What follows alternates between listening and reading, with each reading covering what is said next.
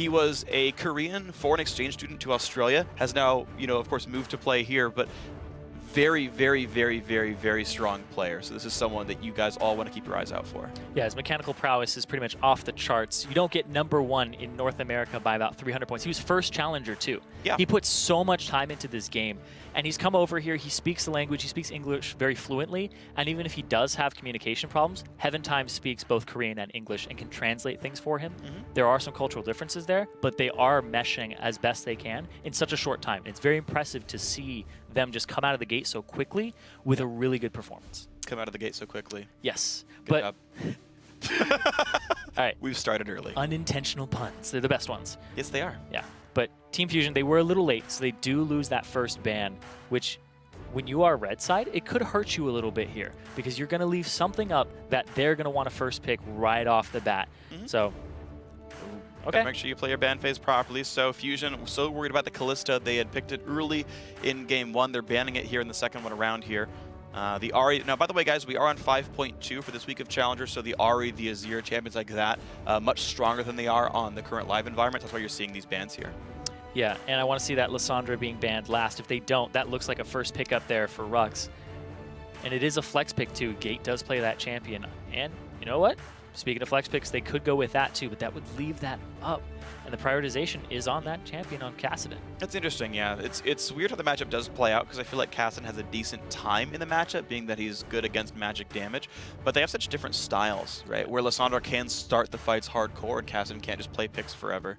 So we'll have to see how those match up if we do see these champions coming through. Fusion, though, with plenty of time to make their first grabs. Callista, the only AD carry banned away. Annie, the only support banned away. We've typically seen a lot of prioritization on champs like Morgana, for what it's worth. Yeah, Morgana's making her way into top support and mid lane currently. Saw a lot of players in the play-ins, actually, in the qualifiers, play mid lane Morgana. I was watching a couple of games and it was like, wait a second, isn't this a different team? And like multiple teams were playing Morgana mid. Yeah, we're back to Season 1 style. Top lane especially, actually. I almost feel like I see more top lane Morg than mid lane Morg. By a small margin, I agree that she is gaining popularity as a solo laner. But we'll have to see if the champion shows up at all. Fusion taking plenty of time, and they are going to grab the Lissandra after all, so as you predicted, high priority, but Janna actually being the top support here. Yeah, they take the Kassadin away because that's who he's most played champion, but his second most played is Lissandra. So he's going to get one of those two champions off of this pick ban phase due to the loss of a ban.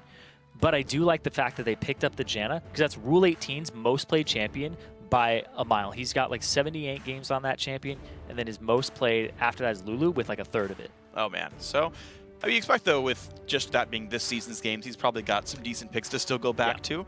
What I'm surprised, though, is Final 5 with so many of these high-priority sort of power picks here. Right, the Rek'Sai is still up. That goes to Heaven Time. They're kind of just picking down the tier list right now, taking whatever's up. Yeah, I mean, Veritas, he does love that Graves, right? Yep. Like, it's Graves Callista for him in solo queue all day, every day to get to that top part. He's got a very impressive win record, too. He's about 70, he's got like 170 wins, 100 losses, so a differential of about 70 there, really which good is win rate. Really high. Like, that is very impressive. And he's not just playing at like 2 a.m. to play people who are really tired and stuff like that, or people who may not have good internet. He's playing at peak hours against everybody. I think it's fantastic that he's up there and just trying to test himself on the solo queue ladder, but he wants to test himself competitively now too. I think the goal is to only play during LCS games that like Wild Turtle's not there, and that's how you climb the ladder. You just dodge the LCS players. It's not how it's going. I'm just kind of talking smack. The Rengar does get picked back up from Yima, though. Played that in the first game too. Limited success. Sivir for Nian is interesting. I want to see what support comes in for Final 5, because early levels, if they go for Lulu here, this is one of the most bullyish duo lanes in the first 2 levels. That's going to be very hard for Nian to hold up against.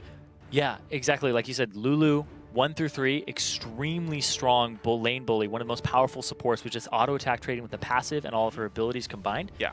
On top of the Graves, this is something that is very difficult for Sivir to deal with in particular. Yes. Janna, is an okay-ish fighter. Like, the way Janna works is she's just more of a surrogate support where you've got to be, like 2v1, go, take a shield. Yeah, basically, you really do 1v2, and you rely on your AD carry being ahead and saying you can't win the trade, so the shield lasts and we get the damage out. But if you're behind, Janna doesn't do all that much. Fusion now to take their time for their last login here. Looks like they do need a solo laner to come through here for either Chunky Fresh or Huhi. And, oh man, Huhi's definitely a thing of nightmares. It helped carry Fusion pretty far in the expansion tournament. Obviously not quite enough as we see them in Challenger this split, but no, back to Aurelia. Okay, so Chunky Fresh once again on Aurelia and Lissandra for Huhi. Yeah, Chunky Fresh, he was a support player for them. He filled in for Glebe during expansion until Glebe got there, and then he was on the bench as the support. Then Glebe left, he came in, and it's like, no, we're going to throw you top to replace where Mac Noon left that spot open. So Chunky Fresh wants as comfortable of a champion as possible for him in that top lane, so they want to give him a matchup that he knows, something that he's played a lot, because I don't know how much time he's actually dedicated to that role. He's got a couple months under his belt, but it's still, you can get thrown curveballs, especially in competitive play. Yesterday, actually, nobody was lane swapped on. Yeah. When I looked back at the VODs, nobody's lane swapped on, so everybody's just kind of going one-on-ones, two-on-twos. I want to see that first lane swap. How do people react to it? Yeah. How do these challenger teams really move the jungler, allocate their resources, and if they play it correctly, because a lot can go wrong. And I think lane swaps actually are something that should happen, I would say actually more in Challenger than the LCS. I think you can dedicate yourself as a team to say, we're going to learn lane swaps, betting on the fact that many teams won't know how to play them very well, because you expect the overall experience to be lower from this setting, right? More players are fresh out of solo queue, the chances of succeeding are very high. And we see in the LCS teams like Cloud9 dominate because they just play lane swaps better. I am actually, again, surprised that we don't see it so much in the Challenger Series so far. Also, again, you talk about the fact that Chunky Fresh, new to the top lane, been spamming those champs in solo queue, has some learning done there, but again, you can get him out of the role he's uncomfortable with. You say, here's the basic 5 things you do in a lane swap. Just, follow the jungler around, dive with us, whatever. But get out of those really scary sort of one-on-one situations where if you don't know the matchup, someone like Rux can destroy you. Yeah, and I just keep thinking about the lane swap here. Rux, he's no stranger to LCS play. He played for TIP for the first part of the season, so he got some extra experience in there too. And when I did talk to their manager, he was saying Rux really has kind of a revitalized desire to get back into the LCS. He got a little taste this season, and he's like, it's as competitive as ever. I want to be back in it. So he's fighting for that spot, and lane swapping on Rux and Veritas and Rule 18 might be a little risky here, because Nian Tanso in expansion tournament, he never wanted to lane swap stuff, or because he was like, I'm going to 2-on-2 people every time. But I think it's a different environment here. I agree in expansion, he was probably the best AD carry in that tournament. I would give him I would put him close to cop skill level. I think he's a little bit better than Mash, and I think he was better than Prototype. Just opinion. His team fighting is really good. Right, That's his very good, point. but I think his laning and CS-wise were also very good. He could always get his farm in a 2-on-2. Here, though, I feel like the quality of teams got higher. Because you got the old expansion teams, and they got better players like Veritas, but the rest of those rosters are really good as well. Otter and Body Drop, etc. There's a lot of very good duo lanes here. I think that edge is diminished for Nian specifically. I think also more so in this matchup, I think Veritas is probably the best AD carry in Challenger right now, and I would be afraid to face him in lane. Yeah, no, I would completely agree with you. I think he's, as stats stand, he's the best solo queue AD carry, which means that he knows how to carry games. He knows how to run away with early leads that are handed to him. He knows how to dominate a lane. You don't get that high without knowing that. Right. And again, he has played in competitive, right? We saw him on Avant-Garde over in Oceania. Now, guys, the reason we're still here instead of Summoner's Rift being on your screen, we did have a pause at the beginning of the game. We'll be bringing that up in the next, I would think, about a minute or so from here. So in 60 seconds-ish, we can finally hide our faces. You guys don't have to deal with us quite as much. But for now, we're going to keep talking about this game, and we will get the game started up fairly soon for you guys. Yeah, and I'm trying to think about the compositions, too, and what was locked in. But so I do really like the Rek'Sai, though. Yeah. Like, the Rek'Sai is a champion right now that has been doing a lot of work, not so much in NA. It hasn't been that successful over here in LCS. EU has seen a little more success with it. And people are still finding out the optimal build path for Rek'Sai. People are like, do I go immediately Sightstone? Do I get a Giant's Belt and sit on it? I think the consensus right now is you go Sightstone for the vision control. Yeah, it seems to be that junglers tend to want to play more vision-centric, more tank-centric, and sort of play in that style. And you think about it, they've got a Kassadin and a Graves in this lineup anyway, so the damage output is going to be there, and you can rely on base damages. Thinking about the Final 5 composition a little bit, though, you've got a decent front line, just because of the Lulu support, the wild growth, the extra durability you can add in there. You actually do give yourself really a very good ability to use Rek'Sai as your sole tank and just layer damage on top of that. Cassid and Rumble just kind of jumping into the team fight and blitzing the damage dealers down before they can kill off the somewhat squishy Rek'Sai. Yeah, and what was the top lane pick for Rux? Rumble. Rumble, that's right. Yeah. Yeah, this is a team that actually transitions, like, has different people at different stages of the game. It's like Rek'Sai early, transitioning to Rumble mid-game, and then Caston hopefully takes over late for them. That's what they want. And then Veritas is going to be kind of good at all stages of the game. Like, Graves is kind of the new Lucian. Yeah, it's how people are choosing to play him, right? Yeah. People are basically picking the champion based on sort of power spikes throughout the game, more so than like what do they fulfill in a team comp, more or less. And it's like, look, his early lane's pretty good. He spikes really well on the first AD item because he's an AD caster type, AD carry. I mean, a champion like Varus could do the same thing, but yeah, okay, they're picking Graves as this sort of cleanup AD carry, has a good initial start to the fight with buckshot and collateral damage. And so just because we don't have it on the screen for you guys, the team comp for Final 5, top lane Rumble, jungle Rek'Sai, mid lane Kassadin, AD carry Graves, support Lulu. Yeah. And I think it's well-rounded, good lanes everywhere but mid. Mid can suck it up and farm for a little while. He will be behind Zed. That's a matchup I expect Huhi to win, mid Zed against Kassadin. But overall, yeah, they can transition their team fights pretty well. And Kassadin just applying a slow is at least something you can do. Yeah, and at least something you can do. That's what he can do. Just throw a slow on people. He'll be good. I mean, it's a team comp where you're relying on everyone else for the damage output early game. And because we talk about champions with power troughs early on, right? Old Tristana from 5.1 and earlier, right? She does like basically nothing for 25 minutes of the game. Kassadin is a more subdued version of that, where look, this guy can still get on the back line and cause havoc and get back out. He can put down a 90% slow on like half of a team to make Rumble do more damage, right? Because he's going to line up for the equalizer and things like that. So there is some extra power there that Kassadin can do despite power troughs. That camera zoom out does mean we're getting ourselves into the game. So the rematch between Final 5 and Fusion is just about here. And let's see what we got. And also I want to talk about Fusion's lineup here with the Aurelia, the Rengar, the Lissandra, the Sivir, and the Janna. Right. Sivir Janna is still a really good lane, right? Like, this is the type of lane that lets you pick your fights later on. And they have Mimo, and the reason they picked Mimo, because Shorter Ace, got removed from the team, and they picked up Mimo after some tryouts. This was because they were looking for somebody who complemented their mid laner, who really made him shine. And Mimo was the one who seemed to be a cut above everybody else, very slightly, to accentuate who he's strengths. So this is actually a very mid-centric team after Nian Tanso has a say. Well, speaking of Nian Tanso, though, taking a whole bunch of early harassment by Veritas and Rule 18, they decide not to trade summoners. I don't know, if your Q is back up, I'd trade my flash for Saber's heal and try to bully the lane out, but choosing to play safely here. I want to watch how these early invades go, though. Not extremely deep wards by the blue team, even though they had pushed Sivir out and they saw the invade coming from Fusion. Nothing that's going to watch too much of the opposing jungler's path. We'll see. If Mimo does start Gromp, he will get spotted. If he starts Wolves or topside, they won't know necessarily. But who doesn't start Gromp? I guess it's a silly question. Oh, I guess what he is doing, though, he's hiding in the fog, so they will only know at 155. yeah. They actually pinged the ward. This is actually very smart by Fusion. They spotted the ward coming down. They will not reveal the jungle start until the last possible second. That's a relatively late ward, yeah. So it'll still be up by the time they start it.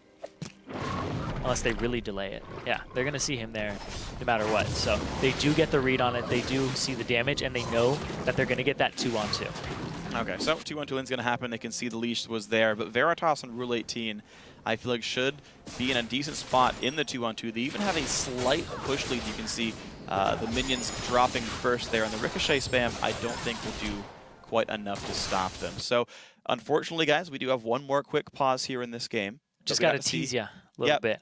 Hey, we got to see the lane assignment, so a little bit more was there for you guys. Welcome back to Challenger. You missed us so much. We had to get back on screen, because what's Challenger without some pauses? That's true. It's like Nidalee, 4 pauses per game. Oh, no 4. Like, can we just ban Nidalee every game, and then we'll be good? No more pauses. But so that bottom lane matchup, though, I want to talk about that a little bit. And I know that you're really keen on these. Yeah. So when it's Janna Sivir, that's more of a team fighty. That's more like a utility for your team, as opposed to the Graves and the Lulu, which is to dominate the lane. It doesn't have a catchy name like Narvin, but Sivir Janna is one of the most common duo lanes I've seen in League of Legends. If you go back and watch all like the pro games for the last month and a half, there's a crap ton of Sivir Janna. So first of all, it's team win rate.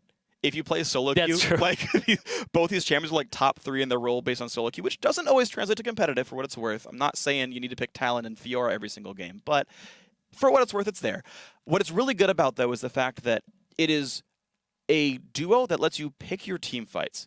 When you want to start a battle, Sivir's very, very good at that. You pile on in, whatever the fight is. If it's a 5v4, you're almost always going to win it.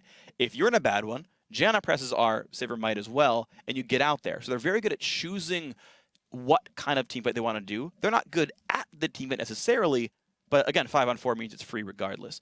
The laning phase is actually less bad than you might think. Because they run pretty quickly, because Sivir can help Janna get out through the ulti, they're actually fairly resilient to ganks. Also, Janna Q can stop like Lee Sin Q, can stop a Vi Q, can stop a Jarvan EQ, can actually block most of the move blocks here. And then the way they get out of the laning phase itself, because their 2-on-2 fight isn't very good, is they have godly wave clear. For spending very little mana, Janna buffs up Sivir, and Sivir presses W, and the wave's gone.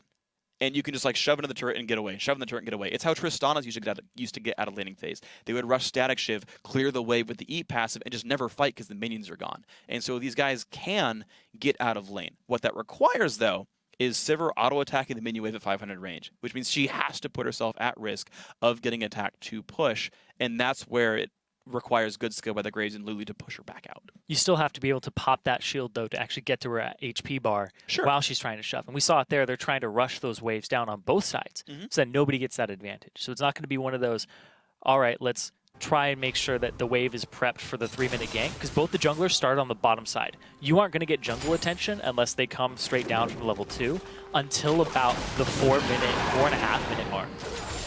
And what you are seeing, though, is the fact that, you know, Buckshot does decent damage, and the level 2 will come out first by Final 5. It's 1 minion away now for them.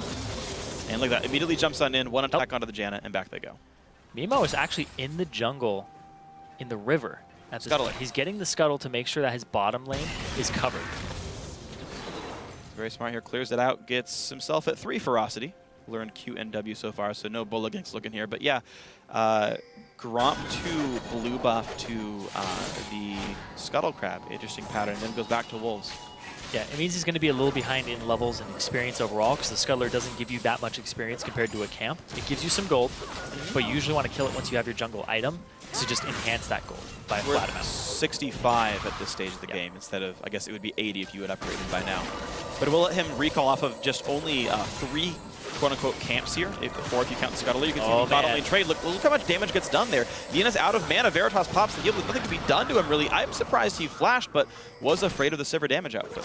Yeah, didn't want to get hit by that last Howling Gale, and both flashes were still up, so if he didn't flash and he still got hit by that, he wouldn't have time to react to any Intanso running up.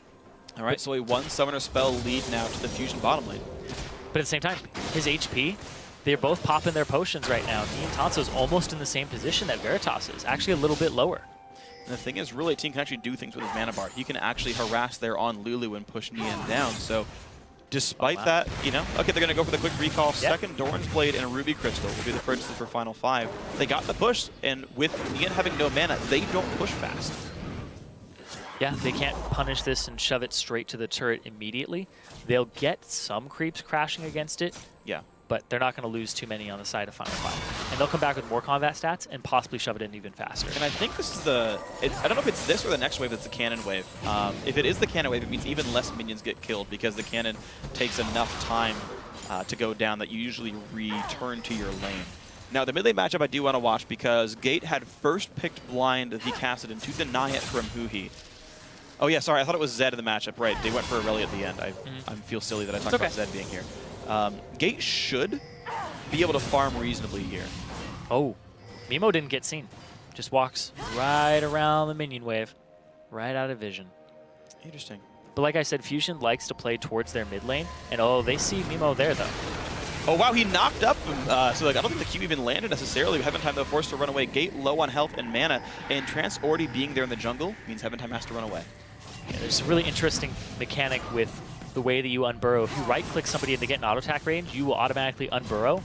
So if somebody like a Katarina, you're chasing a Katarina and you know she's going to shumpo you, you just right-click her, and as soon as she shumpos you, you will pop up and knock her up. Almost instantaneously, they'll be like, oh my god, the mechanics! Yeah. But all you did was buffer the skill. And it's something that Double's a big fan of is, you know, layering things like Condemn against a buffer and... as soon as they get in range. Yep. It'll just go off for them. So you can see Rux actually is down a little bit in minions here. Chunky Fresh, though he's losing some of his health bar, is actually doing a pretty darn good job in this lane. So for everyone wondering if Chunky Fresh can hack it in the top lane, so far the answer is yes. Yeah, and they last picked this Aurelia for him so that he's comfortable in that lane, so that he has something that he knows how to perform on. And he played it yesterday, not to great success off of a bad TP bottom. But yeah, I think that's going to be more the same this game. I think the action's going to happen in this bottom lane consistently. This is where both teams are trying to focus their resources. I gotta say, I am very impressed by Fusion's ability to 2-on-2 this, though. As a matchup I would have thought would well, but hold on, Mimo getting attacked pretty hard by Heaven Time. A level advantage here, but he has an empowered W. He chooses it for the E instead. He bolas the guy. Out they go. Now the ulti pop by Huhi. Gate is not 6 yet. He's gonna ignite, try to make the trade. The magic resist shield. Oh, Huhi flashes in for the auto attack. Doesn't do enough damage. He's going down.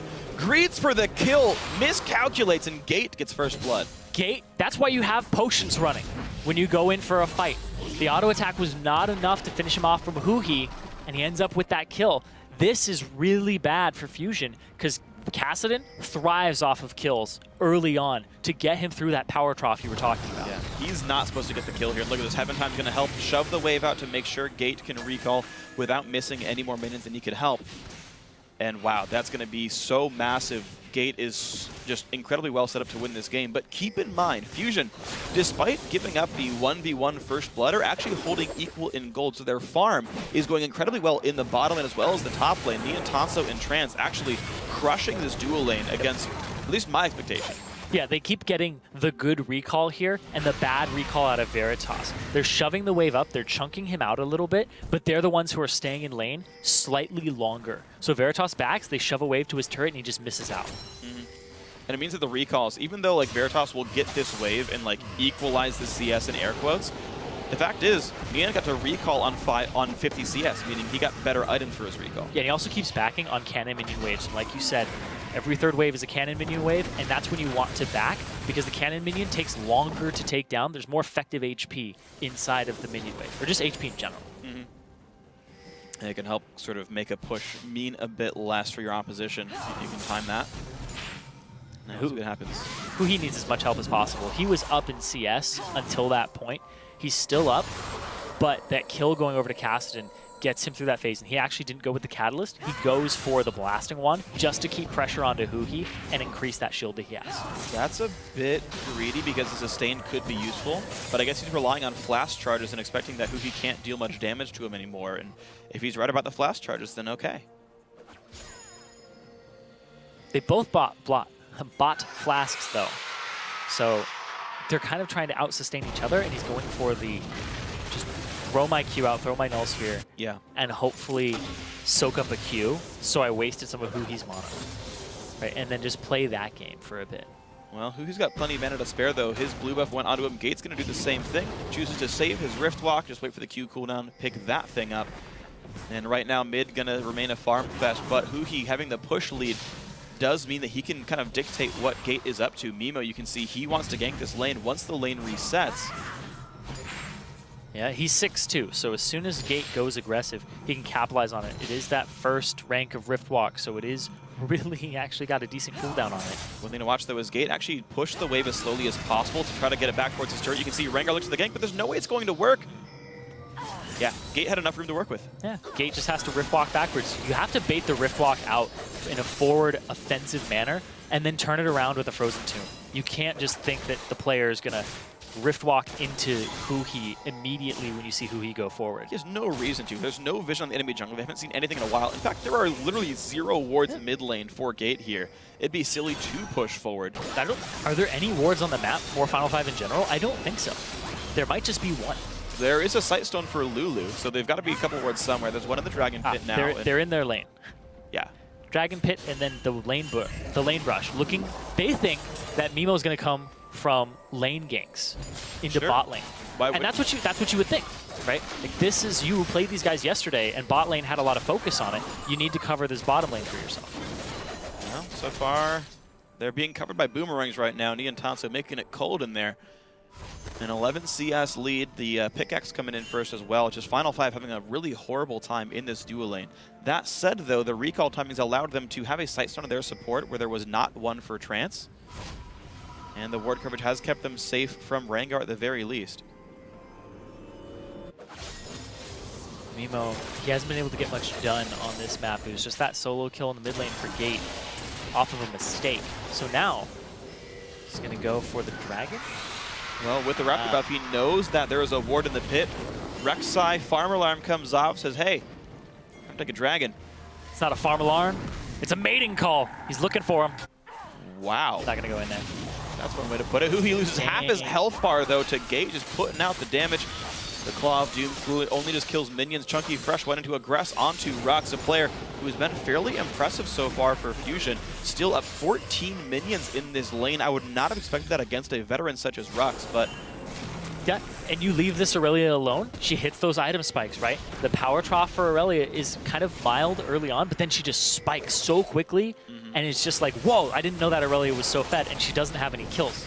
She just has CS. All right, well, Guts for final 5. Teleports are up for both top lanes, but they have grouped for the Dragon. Fusion milling about. Maybe they will stop. Heaven Time looks for the engage. Gets a two-man knockup. In come the TPs. Trance losing a lot of his health, and down goes Rek'Sai, though. Final 5 now to fight a 4v5. Veritas forced to run away. Great Rumble ulti is going to buy a lot of time for the team. Rule 18 stuck against the wall will also go down. Fusion picking up a lot of kills this fight. 3 kills unanswered. There's still a turret there.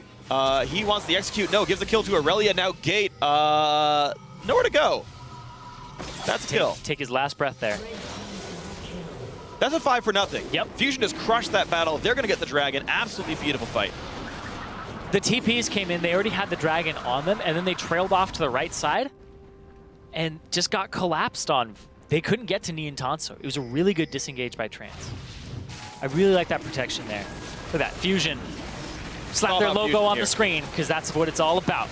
They can't get to Ni Tanso. Heaven Time flashes to get to him, but then they're on Veritas at that point, and there's nothing they can do about that. Veritas has to flash over the wall, and he starts backing for the remainder of the fight. He's effective DPS drops to 0, and it's all about Rux with the equalizer, but it's still not enough at that point. It absolutely wasn't. So, unfortunate risk there by Final 5. They tried to circumvent the Aurelia Triforce Power Spike, use the Rumble with the Haunting guys already done, figured, hey, it's going to be a lot of damage, but just couldn't do nearly enough for these guys. Fusion now looking pretty incredible. Yeah. They've got ward control. They had a really good bottom lane setup here. Ni Tanso is crushing this lane by 20 CS. He has a BF sword, pickaxe, and all the components for his Infinity Edge against a Brutalizer pickaxe. He's in a really good spot. Heaventime's got to be afraid, though. Pops ulti into his own jungle, but can he really even fight in this? It does force Fusion back, but... And so far, these guys looking like the team people expected them to be back in the expansion tournament in the first place. This was expected to be like the team that was sure to make it into the LCS. And they'd lost their very first game of this split so far, but maybe this is what the team's supposed to look like here in Game 2. Yeah, they saw Mimo walk up, and there's nothing you can get from that. But yeah, this is looking more like the team that people were expecting to come out. They're expecting like MacNoon to crush top lane, and then it was like Mien's going to be amazing. He did have great team fighting, but now he's worked on his laning, because that's where he identified his weakest point was. He's been focusing on that. And holding up against Veritas and actually having a really big advantage over him is a great start.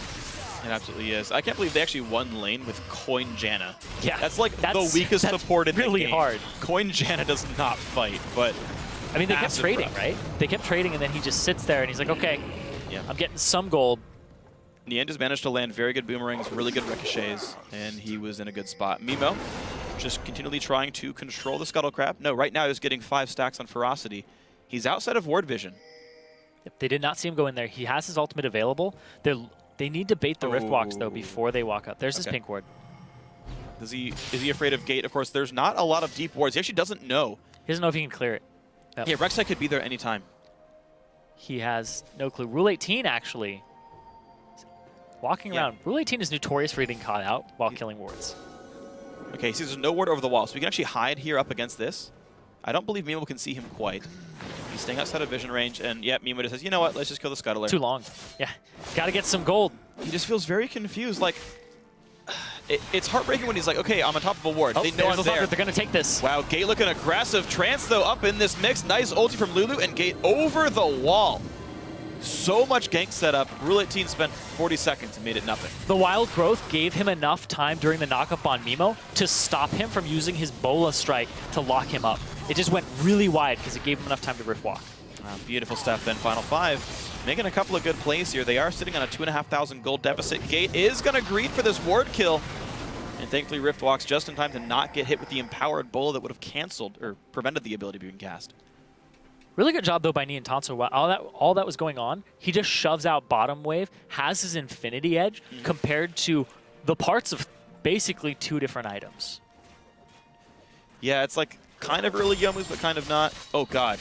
Yeah, that's a crit. That's why Infinity Edge is good, guys. Yeah. Wow, that's 3 crits in a row. That's unlikely. And nope. There we go. And yep. 1,500 gold lead. Yeah, there's a lot of individual power here. Mid lane is close. Every other lane, I would say, actually, I take it back, Heaven Time's also farming really well. Mimo is wasting a lot of time from Fusion, but the carry lanes are all farming quite nicely.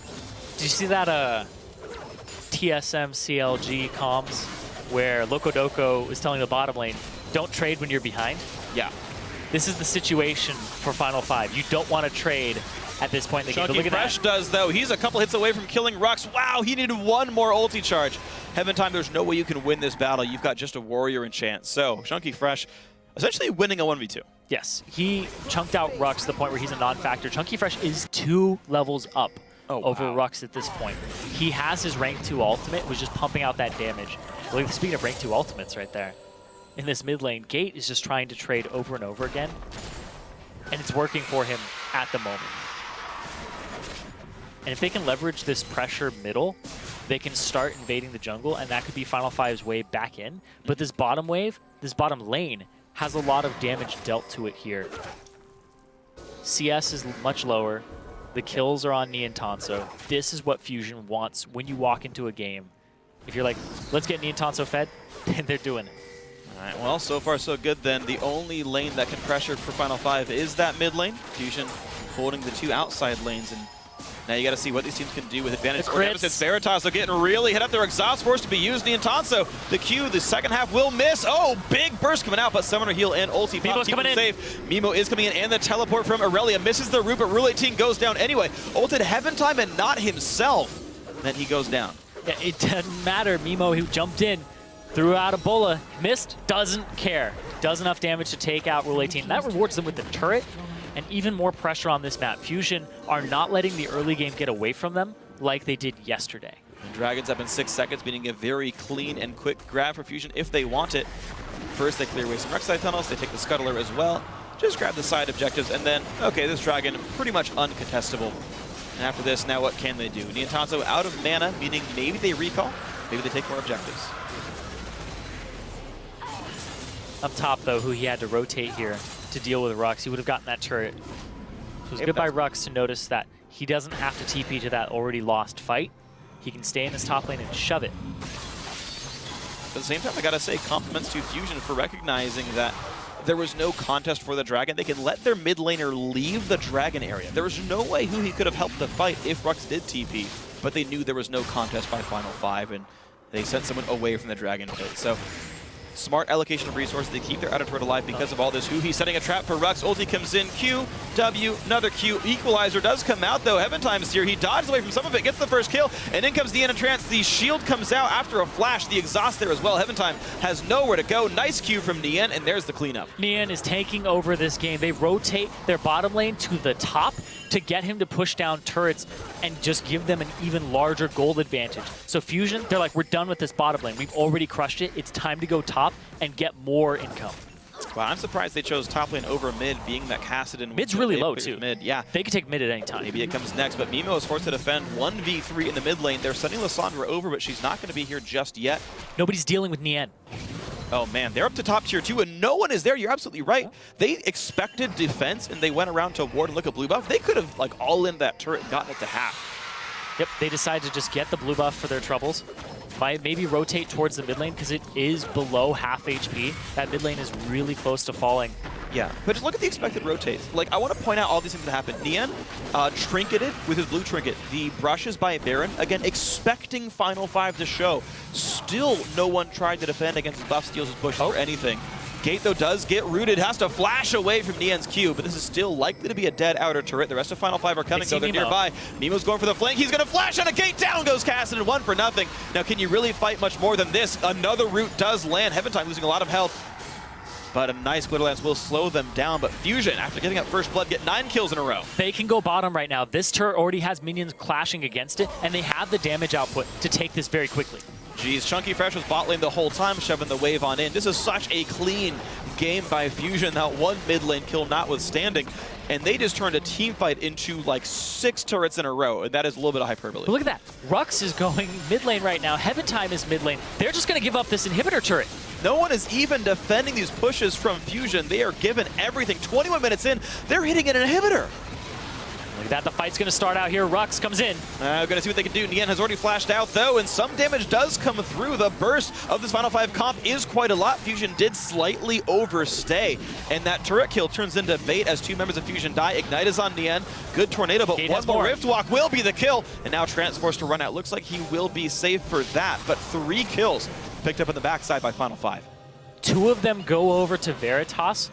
He's not back in the game completely yet because he's still missing out on a very key item for AD carries, but he's getting his feet off the ground slightly. And Final 5, they do have avenues back into this game if Fusion keeps doing things like this, but they can't give up turrets like that over and over again. Look at this, Rux comes in and he just deals in a massive amount of damage, but Veritas, this is the fights that Final 5 were having yesterday where Veritas is left unchecked. Nobody is dealing damage to him, and then Gate is that secondary threat that comes through the fight and cleans up. Very smart plays with these guys. Good usage of AoE. A lot of Fusion had grouped up there and got flame spittered and buckshot into submission. So glimmers of hope for Final 5. They are down 6,000 gold 22 minutes in though, which is a very steep deficit, but miracles of course can always happen. Top lane outer turret goes down finally to a miracle. Wave. So some things are happening. Some growth is here for Final 5, but it's going to take a lot more than what's happening right now to get them back in. Fusion allocating the resources once again. Red buff onto Nian. Clear some more of the jungle. Make sure all of the gold streams are being tapped as much as possible, and then go in for a push afterwards. So here's the part of the game where Fusion need to check their shot calling. How do you get these turrets from Final 5? Yeah. Because skirmishing these guys in the jungle is beneficial actually for both teams. Both teams kind of want that jungle skirmish and chase down. That's true. With the gold lead, you expect most of these skirmishes to go Fusion's way. What I will point out, though, is there is no deep vision for Fusion because all those turret kills, all that movement throughout the map was on the same recall, meaning Sightstone ran out of charges, and there was no ability to put more wards down. There was a single deep ward here. They are re-invading for the blue buff in the top side of the map, and for this top turret that actually no one from Final 5 right now is defending. But this is the only bastion of power these guys have. Veritas is the only person answering on this turret. There are 4 people off on the side. He jumps on in and it forces immediately Veritas to retreat. He ults for the minion wave, but who even cares? Nothing goes down. There's top. They're wrapping around. Heaven Time. Wants something to do, but he is He can't very get in alone. The team is nearby. Okay, hold on. We forced to run. E is down. Equalizer comes off, but the re-engage, the ulti. Mimo in the front lines, but a lot of CC might keep him alive. Trance got to be careful. Puts the ulti on, but so much damage coming through. Mimo still running out. Gate wants his kill, gets one. Now Huhi forced to run away. The flame spitter from Rux does start turning this fight around. 2 for 2 so far. Chunky Fresh trying to be the carry his team needs, but Veritas might answer back onto him. Niantanzo says hello to Veritas, jumps over the wall, but Chunky Fresh answers him back. Triple kill for the Aurelia. Now Gate forced to run. Can he do so? Another stun comes across, and that will be the ace for Fusion. That team fight looked like it was going terribly for Fusion, and then it gets flipped around because Veritas is not in it for a very long time, chasing the Niantanzo and Trance out, but they just wrap around and re-engage the fight because Chunky was just keeping them busy. Power gold leads. Yeah, but watch Veritas' damage output. He's off on the, he's down below this fight, and he walks up, and then he chases them off to the left side, and they start running away. They disengage him, and he's trying to get back in. And he chases the left side of the fight instead of the right. So he actually doesn't get anything done here. Oh, wow. And then, meanwhile, they're cleaning up here. Chunky Fresh takes out Rux. If Veritas had, instead of chasing, had immediately pulled off, he would have been able to take out Chunky Fresh. And then they would have been able to turn this. Bit agreed by Veritas. Unfortunate play there, and it does give Fusion's Chunky Fresh the time to deal damage. And right off the respawn, Fusion wants this blue up. The steal attempt comes in. Nice smite. Heaven Time does flash up the wall, but guess what? Lissandra presses R to get the kill back. Now 4v5. Fusion has some time to make plays. Good job by Huhi there to throw his Glacial Path over the wall because he knew that's where Heaven Time's exit route was. So he covered his options. Very smart things, and the quick ult to make sure he couldn't get out any farther as well. But again, 5v4, the Dragon does give 1 to Final 5 here. They get the attack damage and AP buff. But mid lane, under fire, the whole team is here. The Janus shielded Sivir eviscerates turrets with a high attack speed build of Berserker's Greaves and the Phantom Dancer. Those things die quickly. Chunky Fresh now also to take away more of the jungle. That said, he is on top of a ward while doing this. Final 5 can collapse. Chunky Fresh is really tanky at this point, though, for the damage output. Final 5, you see Veritas' item build. He doesn't have a lot of crit chance, doesn't have the crit enhancement either. Chunky Fresh. Oh, ults it. Hey, he's got to ult it to take it. I think it's worth it. Yeah. Get away from Aurelia. She's a pretty big nightmare with that. If she would have queued that, it's definitely over 200 damage. It's over 200! Ah! What? 200? On repeat, over and over. Oh, man. But, so these guys on Fusion's side right now are really relying on Ian Tonso, and it's working. Yes. He's got the highest CS in the game, the highest kill participation on his team, and he's going for a Bloodthirster because he doesn't care about the armor yet. He's just wanting that Boomerang Blade damage to chunk out Veritas from the fight and to shut down Gate. And that'll be the goal. Gate, the only guy really still doing all that well on the Final 5 lineup. And if he's allowed to run free, he can do really scary things to the back line of Fusion. But so far, they've done a pretty good job of playing around that. The gold lead sits at over 9,000 right now. Fusion look towards the mid lane. Now, keep in mind, bottom inhibitor is open. If they group bot, they just get to push the inhibitor down and likely make that pressure that sets up Baron. Final 5 look for a brush gate, or brush gank, rather. Gate was the one looking for it, though. Yeah, so, you know, it worked in the end. But you see really heavy hesitation. Fusion wanting to instead get Baron control right away. Okay, they pushed out mid. Cool, that means we can ward up Baron. So very obvious what their objective is going to be right now, setting up a Baron bait or a Baron rush. You can see that was through Trance's shield, by the way. That is the damage output that Gate has right now. It's a decent chunk of someone's health. They don't have the ward coverage for this. Final 5 pinging bottom lane.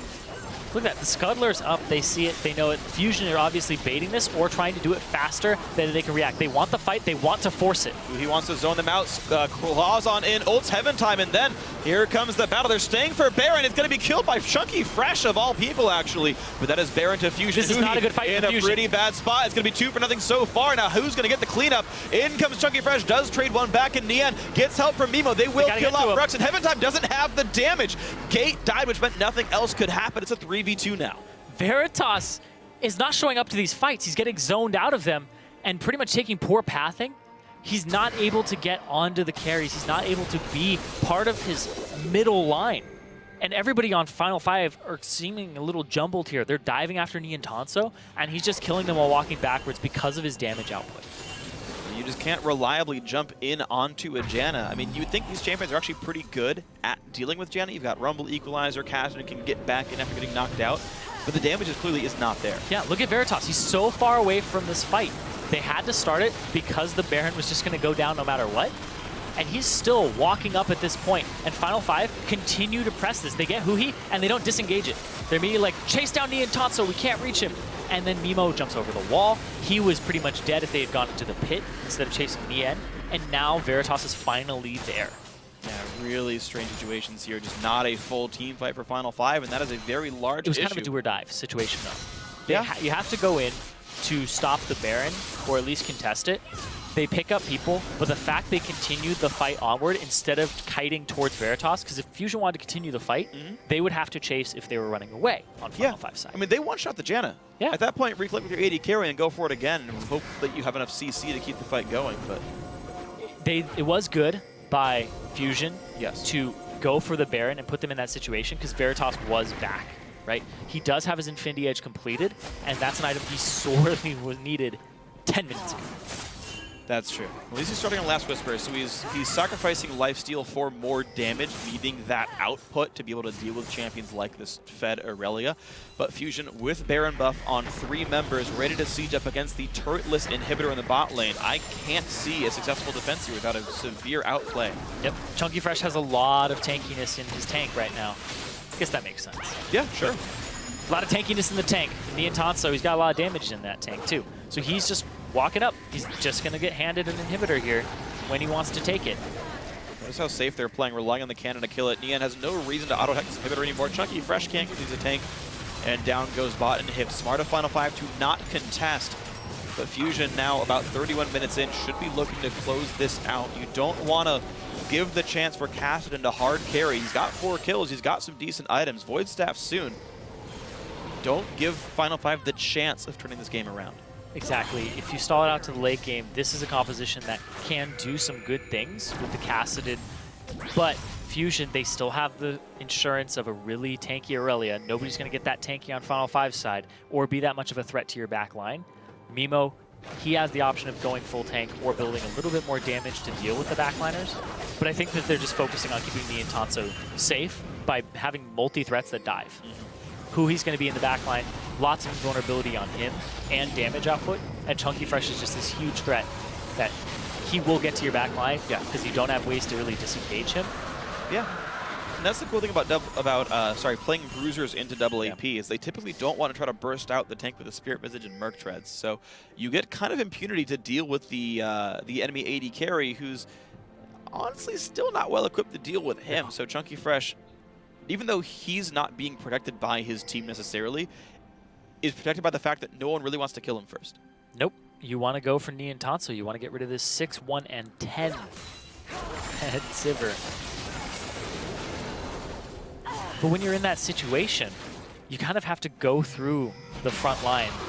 And it is a 500 range AD carry, right? That is the fallback, or I guess the downfall of Sivir. Downside, Downside is that her range is very low. So when you're that far up, 2 auto attack people, reach. You are in reach. Exactly. Which means Veritas with the soon-to-be-completed Last Whisper, and plus this Youmu's means he can burst on Sivir pretty hard. Like, there is the ability to hit Nien here. The question is it enough damage? Mikhail's, shields, lockout as well here, by the way, for Mimo. There's a lot of ways to keep Nien afloat here in the team fight. And so far, only 1 death. So far, so good. Fusion do have a lot going for them, though. They had that Baron buff from before, so they have that extra gold. Up 11,000, and they have super minions pushing this bottom wave. Those minions are going to clash against the turret very shortly. It's a giant wave, too. Veritas wants to answer, but he's torn right now. You can see that. They clear this wave, then they go for it. Their wave clear is extremely poor, too. Right? It's pretty much Rux. But now they'll get it. The duo wave is going to be held, and actually Fusion didn't let Huhi or Chunky Fresh push down mid to create a second wave of pressure, which means Final 5 can just sit 4 guys on this lane, use Lulu and Graves to wave clear, and honestly remain safe. The bot lane inhibitor turret, or Nexus turret I should say, should stay alive. The wave should be done right about now, and Veritas can rejoin for this top wave. There goes Huhi. Oh, the flash engage. Veritas is in range, so the engage happens. Huhi. Zhonya's just in time. Heaven time forced run away, though, and a great equalizer. The 3 kills picked up. This dive not working too well. Nien and Chunky Fresh alone inside the base. Can they 2v4? The Hex comes in. The damage output, the crit, and this dive, oh my god, did it fail. That's what Veritas can do when you leave him alone. They couldn't reach him. This is a composition that wants to dive you, but also pick their fight, and they picked the wrong one. Why would you dive with a team like this? Such a very awkward way to give an advantage back into Final 5. The equalizer was so immaculate. Big thing is Rule 18 gets the polymorph on Huhi here. Comes in, boom, polymorph. Look at all this damage that comes across on him. And he almost drops. He's forced to Zhonya's, and then Chunky Fresh and Ni and Tanso are off on the left. So far away from Veritas, who gets the wild growth. The exhaust comes out, so Ni and Tanso has to run away, and he's running towards Chunky Fresh, which isn't safety anymore. Rule 18 really on top of those polymorphs, hitting the right target at the right moment that entire fight. 5 for 1. And Final 5 are back in this. That's what we talked about 3 minutes ago. You don't want to give the chance for Final 5 to catch up. They, to be fair, are still down 7,500 gold. But you guys have looked at your match histories before. You get in those games and you're like, yeah, the gold lead was like 12K, and then it goes all the way down and the blue team wins suddenly. Fusion cannot let this happen to themselves. Now they still, again, hold very big leads. 4-item AD carry means Ni and Tanso can single-handedly destroy all of Final 5. If Fusion were all tanks plus Nien, they'd probably still win team fights. So F5 do have to be scary. Yeah, that's very true. But I think Rule 18 in the bottom lane just came up really big there. Rule 18 had a very terrible KDA back in the expansion tournament. And when members of Final 5 were getting replaced, the community was really questioning why Rule 18 wasn't replaced. He brings a lot to this team in terms of spirit and personality. He's the one who's facilitating it, but look at this. On a Gate's ward, just stunned, standing there. rooted, forced to Zhonya's right in front of Lysandra. Oh, Lulu gets him out of the fight for now. Heaven Time joins the battle. Equalizer on everyone. Graves ult as well. It's a whole bunch of damage, but guess what? Fusion are ahead, and they survive the early encounter. In the back line, Rumble goes down 3 for 0 so far. I can't see Final 5 turning it back around, and that means Baron and then likely an inhibitor. That was a trickle-in fight there, and Gate was standing on a ward, immediately engaged on. And that's a big mistake that could cost you the game this far in. Fusion, wow, they took that fight at the same time a giant wave was pushing down the bot lane. These guys actually could have potentially pushed instead, but they choose Baron, and they will, looks like, shove a wave and quickly recall and re-siege, using that team fight win just as an extra Baron buff to make this short-range team kill a base. Yeah, the Baron is guaranteed. Their base was not entirely guaranteed, so the risk was still there, so they took the one with less risk. True that. And as long as they don't do any of those dumb dives anymore, Fusion should still be able to close this game out. But like I was saying, Bull 18, he was really on top of it in that previous fight. And when they're behind, they kind of look to him for morale. Yeah. Right? He has a lot of intangibles outside of the game. He's the one who's like calling for people's teleport timers and being like, all right, bottom lane, what do you want to do? Jungler, what are you looking to do? Constantly talking to his team. He may not be the main shot caller, but he's definitely somebody who gets that ball rolling. And he's a facilitator, and it keeps Final 5 focused on the objectives at hand. But right now, the objective at hand is Dragon number 3 for Fusion. I want to say it's actually number 4 for them. It's 4 for them. Yeah, okay. They're sitting on 3. The display in the top left corner is wrong. They do have 3 buffs on each of their champions here. This will be their 4th Dragon of the game for them on Fusion's side. They can't really do anything about this. Chunky Fresh just sitting in that bottom lane, making sure that it's still pushed up with his Baron buff. And Fusion have a ton going for them right now. The gold lead, the fact that they are at 4 dragons, the threat of a 5th, they have a Baron buff up. Like you said, they just have to not dive again like they did previously. Yeah. Right now they're taking all the objectives off the map. Okay, blue buff goes away, red buff goes away, and many of the big jungle camps they can think of go away. So even if they do lose a team fight, with all the waves pushed in, Final 5 cannot gain anything if they were to win a fight. If that last catastrophic dive, by the way, nothing happened to them. They didn't lose anything. They just got some gold and they stopped the pressure because of the inhibitor bottom. They lost it again. Now those waves, it's basically a repeat of where we were a couple minutes ago. And Fusion get another chance to not make the same mistake. What they are doing is something a little bit smarter. Bot lane's auto-pushing. They are sending Aurelia mid this time with Baron buff, and they have really good wards to watch all of the jungle exits of Final 5, to watch for flanks, to make sure ward control stays up even if they do die.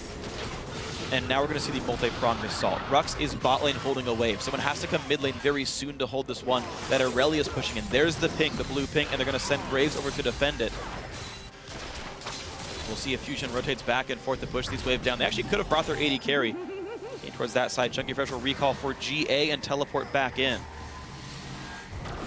He's looking for it. Okay, maybe not just yet. He's still looking See for it. how afraid Nian is. He's going to go in. Look at that. Just the threat of game means he gets 2 auto attacks and backs right back off. Still have that bottom wave pushing in, and Chunky Fresh in that middle lane, causing the pressure, shoving the waves up. Final 5, they have to be absolutely perfect here with the way they handle this fight. But Fusion, they can't get too cocky either. Of course they can. I want to see an Ohm Wrecker. That's how you make the dive happen here, is you go in without the turret helping you. Ohm Wrecker, Banner of Command, either of those. Actually, yeah. You have no way of, you have no long-range physical damage here on the Final 5 lineup. So a spell immune thing, actually you can see again, Niantanto loses most of his health bar. The short-range lineup, bad at sieging. They might just want to play for Dragon 5 at this point because they can see how little progress they're gaining. The Baron buff didn't gain them literally anything. No turrets were picked up over the entirety of Baron buff. Chunky Fresh, though, just with the health lead, is able to push down mid, though, because no one can stop him. The big Aurelia is the win condition here. And now another inhibitor is open. Yeah, Chunky Fresh, level 18, much higher than everybody else on Final 5 at this point. 2 up on Rux, still. And Aurelia with that much gold. You know, you speak about power drops, he's feeling the spike right now. Yep. He's stayed ahead all game long, has remained a very scary damage threat. Elixir of Iron comes in to join his Guardian Angel, meaning even more tenacity for fun old Aurelia. You basically can't CC him at all at this point. Not really. Because all of that stacks multiplicatively. Now, yeah, 5.2. Yeah. So Iron on top of his passive, on top of his Merc treads. Probably at like 70% tenacity at this point. And if he's in a team fight, That's what I was. Yeah, I think all it's 5 around people? that with. Well, it stops at 3. But yeah. CC him for 3 seconds. You're really getting him for 1. less than a second. Yeah. All right, let's see. Scuttler controlled. Dragon, though, still more than 2 minutes away. Baron similar here. But Dragon 5 and Baron will coincide. Fusion could use that to make the siege just a little bit better. Keep in mind, any damage dealt will trigger the true damage from Dragon 5. So like Sivir Ricochet, a John Tornado, Lissandra Q, or Aurelia R will tick your opponents down and let you try to push just a little bit more. Time doing what he can to clear wards, but Fusion are going to regroup for mid again. Lots of GAs here, though. Niantanso purchases his own. So this Fusion lineup is looking like it's a team that wants to dive you. They're looking to not be punished for dives that are not optimal. So if they dive you, they still have 2 more lives on 2 people who are trying to carry this game and take turrets.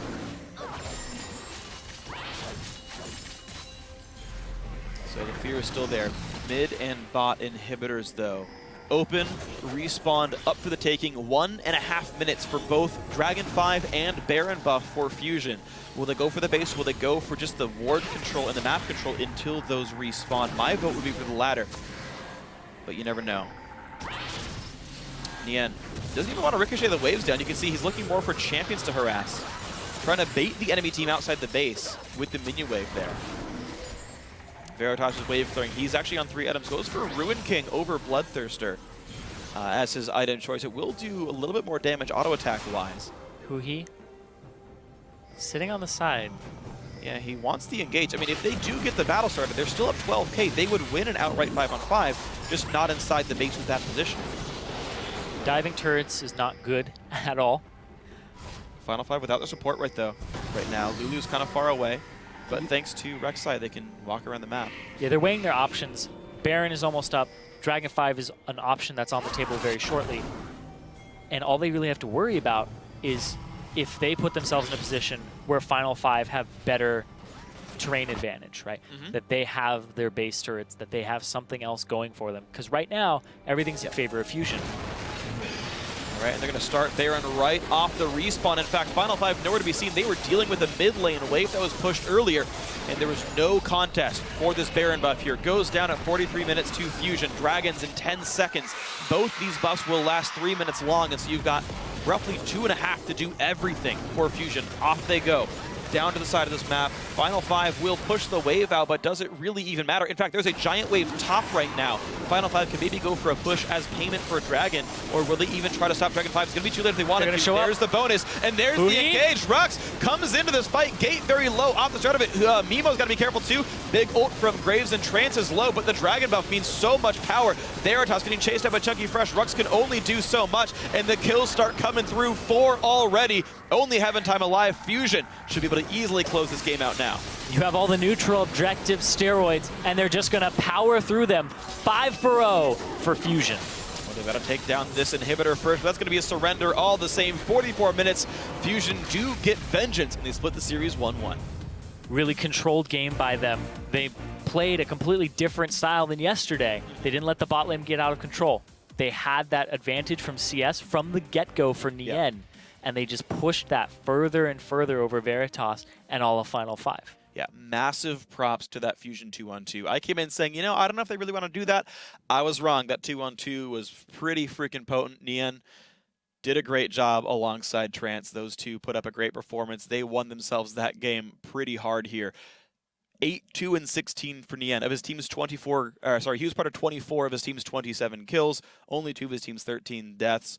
We said he had to step up in this match. The team had to do well. That happened. Trance did the same at 0-2-23. Those guys made that team comp work. I will credit them, or I will criticize them for that one dive in the top lane, but thankfully they were far enough ahead that it didn't matter. Yeah, when you're that far ahead, you kind of get some wiggle room to make big mistakes like that. Yeah. That you otherwise wouldn't have the game completely flipped on you for. So at that point in the end, they're controlling everything on the map. It's kind of like, when you're a shot caller, you're like, I have so many things that I want to do, and I get to do all of them. Yeah. I get to siege the base, I get to take the dragon, I get to take the baron, and you don't really have to make any calls that are risky at that point. You're kind of like, they can't contest it here. And then it's like Gate standing in a bush, and we get complete control over everything. Yeah. It's really just it's a wet dream there for a shot caller. Yeah, Just like, the map is mine. The map was in the end. He got to do what he wanted. That said, though, a fully short-range team composition meant that actually sieging was very difficult. The only ways they got into the base was either off of a team fight and an ace, or off of an out-rotation, or off of Chunky Fresh as being too tanky to take down in his solo push. So the siege, I think, may be a misfire. If it was there maybe to hold pressure on the map to keep the waves pushed in, but as an actual win condition, sieging did not seem to be very good for Fusion. But that's fine. They did other things good. Yeah, it's a very dive-heavy composition. Yeah. So that's what they ended up doing. It bit him in the foot one time. Yeah. And then they just went back to the drawing board and played it very methodically from there. Yeah, well, thankfully, Dragon 5 was enough for them. And now joining us to talk about that victory on the Rift is Nian Tanzo himself from Team Fusion. Nian, congrats on the victory tonight. If he's there. Thanks, If he's Freak. there. All right. It was, We're told he was a good available game, for us especially here. from Nian, yesterday. can you hear me? Much improvement. What is he just in the airwaves? Nian? Hello? No. I can't hear him. Unfortunately, we can't hear him. Apparently, he is part of the call, but we have to apparently sort that out for ourselves. So, unfortunately, I'm not able to conduct the interview with a man I can't hear. I mean, we could pretend we hear. Yes. Yes. Yeah. Yes, I really like playing Saver. Nian, Hello? I'm going to try it one more time. Oh, now we go. Hello. Okay, Nian, we can hear you in our Okay, headphones. Nice. How you doing, man? Good. How about you? Pretty happy we got to cast a really fun game. I hear you crush faces as Sivir. Yeah, it was not bad. It was definitely not bad. Big improvement from yesterday. I have to ask you, so I didn't think that 2-on-2 was supposed to go in your favor. I thought Graves Lulu was a really strong 2-on-2, but you crushed that lane. Why? I think Silver is actually a really solid option against Graves, especially when you have Janna, because if you just walk up with the Janna shield and just blow all your spells, like, the only thing he can really do is Buckshot. And if you just spell shield his Buckshot, you win the trade, like, really hard. And honestly, we could have won the lane a lot harder, but I played a bit too passive, I think, early game, but it still worked out really well. Was that because things went pretty wrong yesterday during the laning phase for you, that you wanted to play passive today a little more? Yeah, somewhat. We just knew that if we played safe in lane, if all three lanes just played safe, we would be able to out-rotate, outplay them in team fights mid to late game. And yesterday, it just went so poorly because our lane matchup wasn't as good. It was Kalista Sion versus Graves Janna, which is really, really hard. And then also, there was an unfortunate TP play that happened bottom that snowballed the bot lane really hard. So just those two factors made it really rough. But today was a lot easier, and we just snowballed off all the lanes, and then we just won the game. All right, so obviously a pretty good start here. You're 1-1 so far in the season, 10 total games. Next week, you guys face Enemy Esports. I believe they're 1-0 right now, so these teams look pretty darn strong. How do you feel facing up against these guys?